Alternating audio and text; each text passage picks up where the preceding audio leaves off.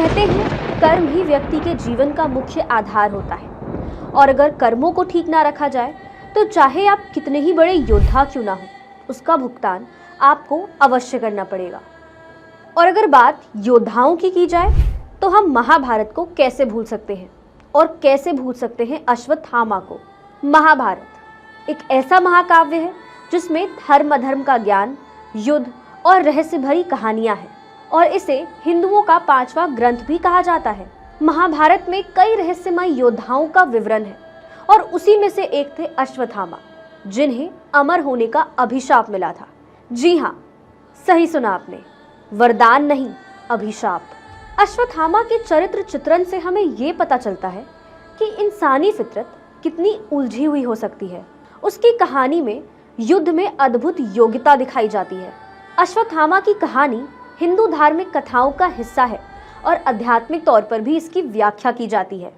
उनके मस्तिष्क पर एक मणि थी जिसे चिंतामणि कहते हैं। ये मणि काफी चमत्कारी मणि थी और इस मणि के धारक को किसी भी तरह का नुकसान नहीं हो सकता था और यही मणि अश्वत्थामा के मस्तिष्क के बीचों बीच थी।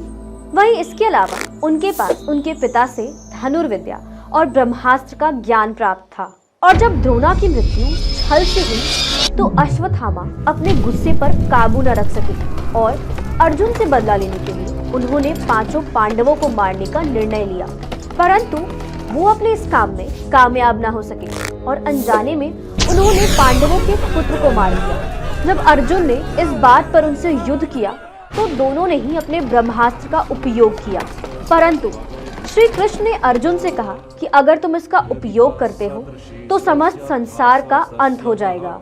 और उनकी बात सुनकर अर्जुन ने अपने ब्रह्मास्त्र को वापस मोड़ लिया, परंतु अश्वत्थामा को अपने गुस्से और बदले पर काबू नहीं था और उन्होंने ब्रह्मास्त्र को अभिमन्यु की पत्नी के गर्भ की ओर मोड़ दिया, जिसके बाद अभिमन्यु के बच्चे की मृत्यु हो गई, जिस पर श्री कृष्ण ने अपने शक्तियों का प्रयोग करके अभिमन्यु के पुत्र परीक्षित को बचा लिया और अश्वत्थामा को उनके किए गए पाप का दंड देते हुए ये श्राप दिया कि वो संसार के अंत तक जीवित रहेंगे और उनके सर से वो मणि भी निकाल ली और ये भी कहा कि उनके घाव कभी नहीं भरेंगे और वो दर दर भटकेंगे।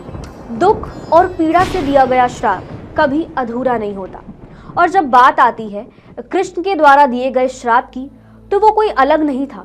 कहते हैं अश्वत्थामा आज भी जिंदा है और वो अपने चोट को भरने की प्रार्थना करते हैं। ये कहानी हमें ये बताती है कि चाहे समय कैसा भी हो, हमें अपने कर्म हमेशा अच्छे रखने चाहिए।